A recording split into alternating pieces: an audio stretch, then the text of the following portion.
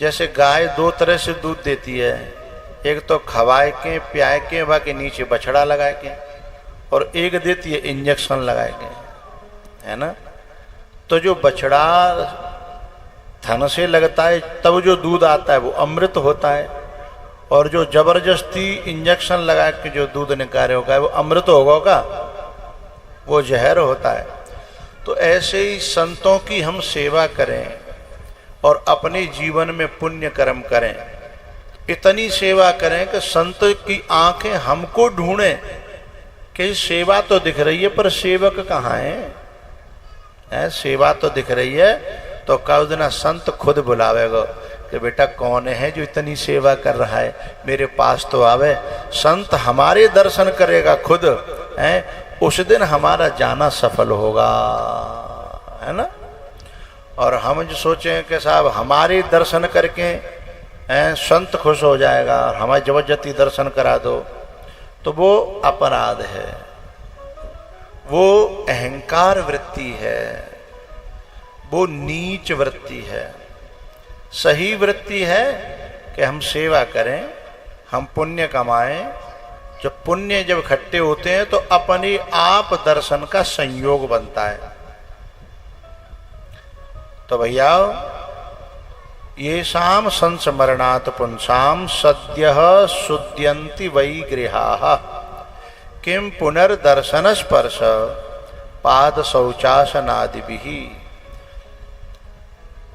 जिनके जीवन में या तो भगवान की कृपा हो या पुण्य बहुत ज्यादा हो, तो संतों को ढूंढना नहीं पड़ता, संत अपने आप या तो आ जाते हैं या बुला लेते हैं। तरीका ये है।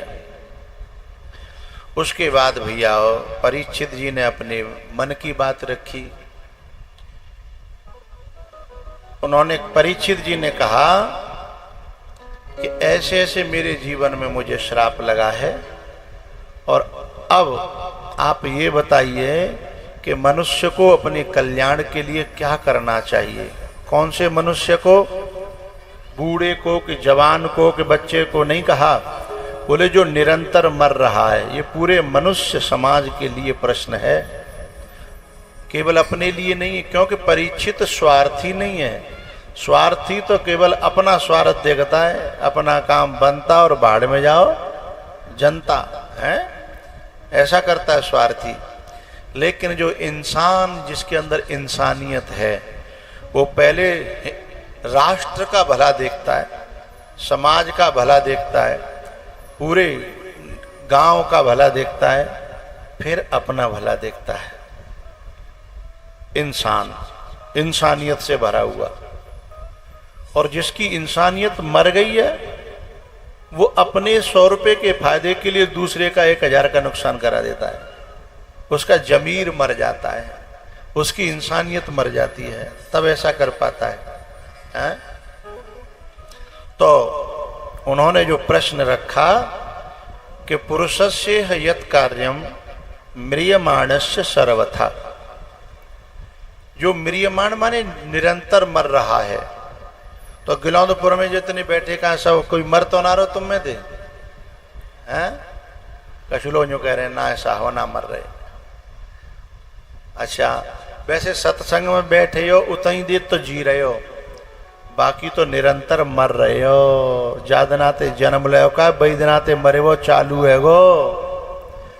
अब कोई जो 20 साल का है वो 20% मरेगो, 40 साल बाद 40% मरेगो, 80 साल बाद 80% मेरे। कछु पके पकाए धरे हैं, कछु पके पकाए धरे हैं। गांव की बात करते होंगे जी, धरे हैं पुआ कम से कम 40 मन के तो होंगे। आदमी की औकात लगा के गिन लेते हैं कि जी 50 मन के पुआ धरे हैं, जी 60 मन के धरे हैं ना। तो ऐसे पके पकाए धरे हैं।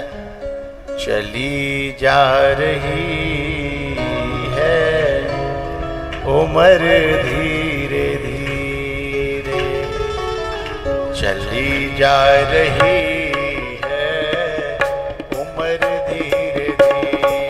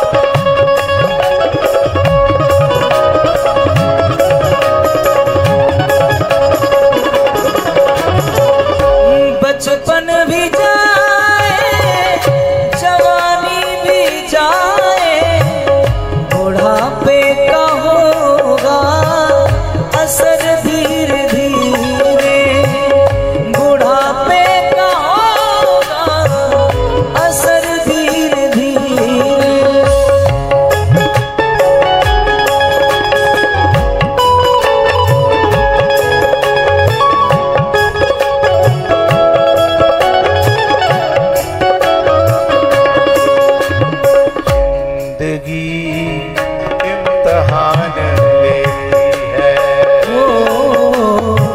जिंदगी इम्तिहान लेती है।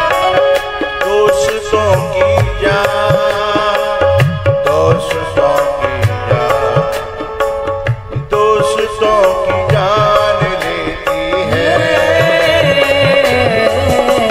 जिंदगी इम्तिहान लेती है।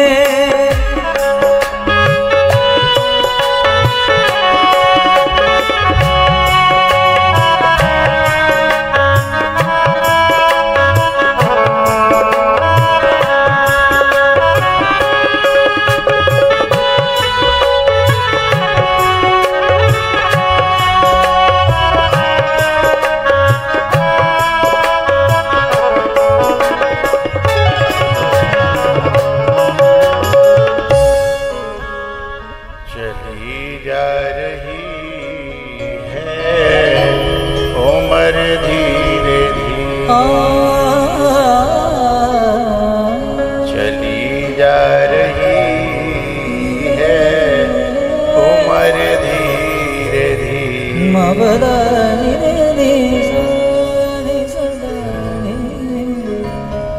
भैया सुखदेव जी ने अनेकों प्रसंग सुनाए परीक्षित जी को, और सब प्रसंग परीक्षित जी ने समझ लिए। तब सुखदेव जी ने कहा कि तुम इतनी गहरी गहरी बातों को कैसे समझ पा रहे हो, पता है? बोले बताओ। इसलिए समझ पा रहे हो कि तुम्हारे पुरखा इन सत्संगों को पहले से सुनते सुनाते चले आ रहे हैं। बोले अच्छा? बोले हाँ। बोले एक बार विदुर जी महाराज ने, तुम्हारी परवावा लगते हैं, तुम्हारी तरह ही घर परिवार को छोड़ करके सत्संग का श्रवण किया था। बोले अच्छा? बोले हाँ। तो बोले मुझे तो श्राप लगा था इसलिए मैंने घर छोड़ा, उनको भी कोई ऐसा झटका लगा था क्या?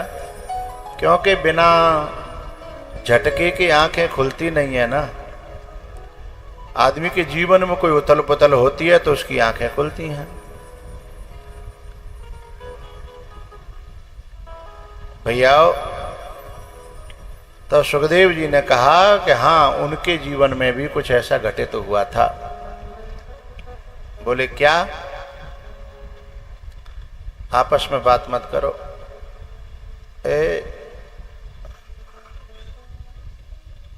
बात करनी हो तो इशारे से उठाओ, उधर ले जाओ। जाना है क्या? पूरी सुन जाना।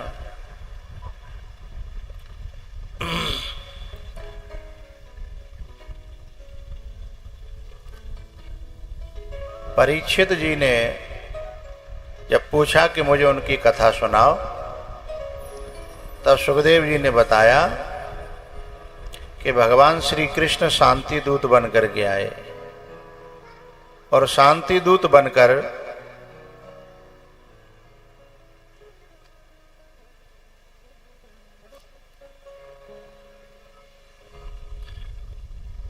थोड़ा इधर खिसका दो इसको।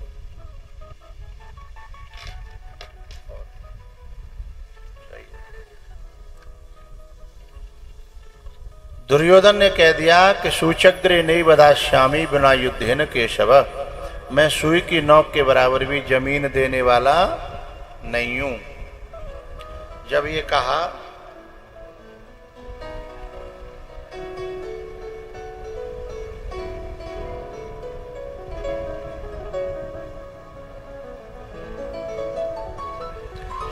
तो विदुर भगवान ने, कृष्ण भगवान ने कह दिया कि ठीक है भैया, मैं तो दूत बन करके आया हूं, तो नहीं देना चाहते हो तो कोई बात नहीं, मैं जाके पांडवों से मना कर दूंगा। इतने में शकुनी ने क्या किया, ध्यान रखिएगा, जो षड्यंत्रकारी लोग होते हैं वो कभी भी अपने कंधे पर धर के बंदूक नहीं चलाते। जो षड्यंत्रकारी लोग होते हैं वो किसी न किसी को मोहरा बनाते हैं और उनके द्वारा फिर प्रपंच रचते हैं। ये शकुनी जो था कभी भी अपने कंधे पर धर के नहीं चलाता। इसने दुर्योधन को धीमे से इशारा किया कि इस ग्वाले को अपने वश में करना है तो निमंत्रण कर, और अगर अपना अन्न पानी खाएगा तो हो सकता है अपने पक्ष में आ जाए। तो दुर्योधन ने निमंत्रण किया कि भगवान आप, हे माधव, आप तो हमारे भी हो और हमारे भोजन स्वीकार करो, निमंत्रण स्वीकार करो। तो भगवान ने कहा मैं तेरे जैसे का तो पानी भी नहीं पीता हूं, जहां आव नहीं, आदर नहीं, नैनन नहीं स्नेह, आव नहीं, आदर नहीं और नैनन नहीं स्नेह, तुलसी वहां न जाइए चाहे कंचन बरसे मेह। तुमने मेरी बात तो मानी नहीं, मेरी बात को स्वीकार नहीं किया और रोटी खिला करके मेरा पेट भरना चाहते हो। मैं नहीं, तुम्हारे यहाँ का पानी भी नहीं पीऊंगा। अच्छा, भगवान ने मना क्यों कर दिया पता है? भगवान जानते थे कि इसने थोड़ी सी सेवा करके कर्ण को गुलाम बना लिया, और ऐसे लोग गांव-गांव होते हैं कि मौके पे निकाऊ पे बेचारे परेशानी आ जाए तो वह तुरंत सेवा तो करेंगे, पर उसको हमेशा हमेशा के लिए अपना गुलाम बना लेते हैं। नहीं कहने का बात है, मैंने बात ना तेरी मदद करी थी, याद नहीं है क्या? छोटी छोटी बात पे उसको जिंदगी भर का दुश्मन न करे दोस्त ने वो काम किया है, उम्र भर का गम हमें इनाम दिया है। तो मुकुट नहीं पहनाया था कर्ण को, मौत पहनाई थी, क्योंकि खिलाया पिलाया तो उस बकरे को भी जाता है, सजाया भी जाता है, तैयार किया जाता है। किसको? हाँ, जिसकी बलि देनी होती है लोगों को। तो ऐसे ही कुछ लोग ऐसे होते हैं कि समय पे उनकी मदद नहीं लेनी चाहिए, कि न जाने कितने महंगे में कितनी महंगी पड़े। और कर्ण को तो बेचारे को प्राण दे करके भी वो चुका नहीं पाया, संतुष्ट नहीं हुआ दुर्योधन। तो ऐसों का एहसान नहीं लेना चाहिए, ऐसों के नमक से बचना चाहिए, ऐसों के पानी से भी बचना चाहिए। इसलिए भगवान ने उसका पानी नहीं पिया।